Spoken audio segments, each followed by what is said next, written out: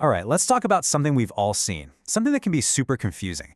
We're going to learn how to read one of the most common signals our houseplants send us, those wrinkled leaves. It might seem like a small thing, but it's telling you a whole story. You know that feeling, right? You do your daily check-in on your plants, and you notice one of them just looks off. The leaves aren't yellow, they're not falling off, they're just kind of wrinkled, like they got old overnight. But hey, here's the good news, and it's really good news. Seeing this does not mean you're a bad plant parent. Not at all. In fact, it's one of the earliest warning signs a plant can give, which means you've caught it super early. You're right on time to fix it. So let's put on our detective hats here for a minute. That wrinkled leaf is our first clue. And our job is to figure out exactly what message our plant is trying to send us. Look, a wrinkled leaf doesn't just happen for no reason. It's not random. It is a very, very specific piece of communication about how your plant is doing. It's a direct signal, and we're about to learn how to read it loud and clear. Okay, so let's geek out for just a second on the science of this, because it's actually pretty cool. It all comes down to something called turgor pressure. Just picture every single cell inside that leaf as a tiny little balloon filled with water. When all those balloons are full and tight, the leaf is nice and firm. So what happens when the plant can't get enough water to keep all those little balloons topped up? Well, they start to deflate. And you know what a deflated balloon looks like, right? It gets soft, it shrivels up, it gets wrinkly. That is literally what's happening to your plant's leaf. And this is where things get tricky. This is the big paradox that trips up almost everybody. It's that crazy moment when a plant that's dying of thirst can look exactly like a plant that's drowning. And here it is, the plot twist. You see a wrinkled leaf, and your first instinct, my first instinct, everyone's first instinct is, oh, it needs water.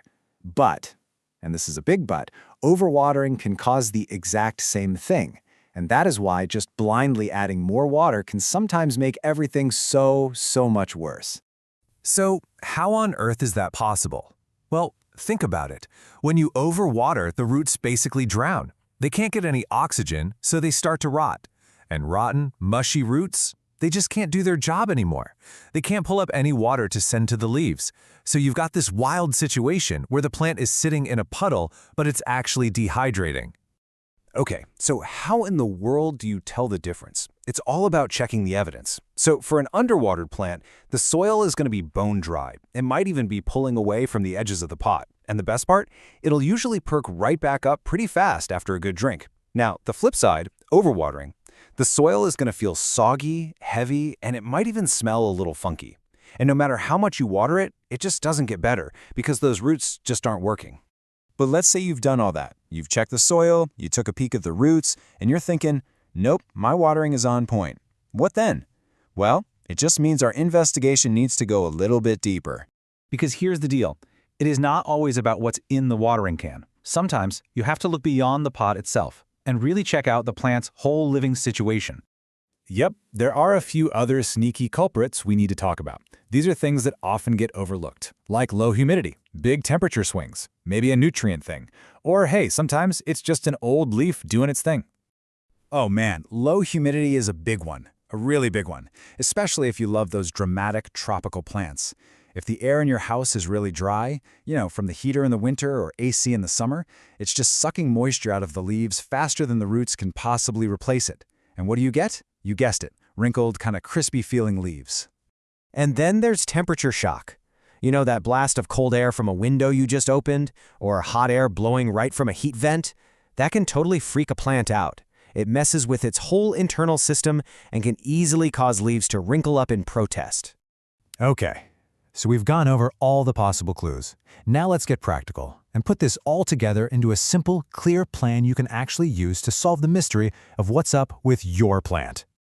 All right, here we go. Your simple 3-step investigation. Step 1, get your hands dirty. Stick a finger deep into the soil. Is it dry as a bone or is it soaking wet? Step 2, be brave and check the roots. Gently ease the plant out of its pot if you can. Are the roots firm and white, or are they soft, brown, and maybe even a little smelly? And step 3, just look around. Take a good look at where the plant lives. Is it right next to a drafty window? Is a heater vent blasting it? This process, I promise you, will almost always give you the answer.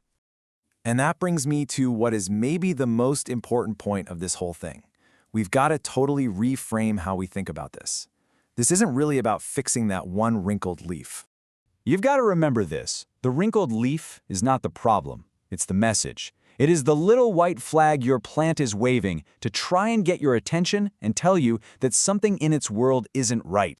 So please, don't focus on trying to iron out that old wrinkled leaf. Honestly, that ship has probably sailed. Your real mission is to fix the reason it happened in the first place. Your real win, your success, will be seeing that fresh, healthy, smooth new growth come in. That's how you know you heard the message. So in the end, what's all this detective work really about? It's not about having some kind of perfect plant with zero flaws. Come on, that's not real life. It's about learning a new language. It's about understanding what this living thing needs and building a real connection. And when you start to get that right, well, that's when this whole plant care thing stops feeling like a chore and starts feeling awesome.